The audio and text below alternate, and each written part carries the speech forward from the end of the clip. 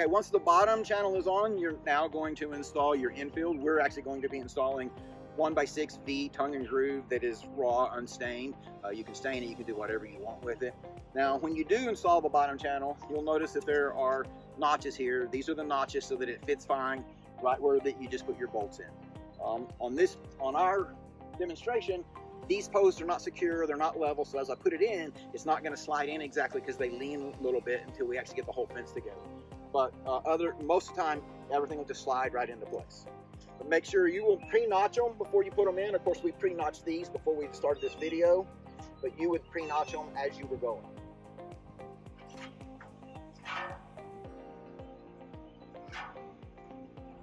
Slides right into place. We will slide the others right on top of it, just like that.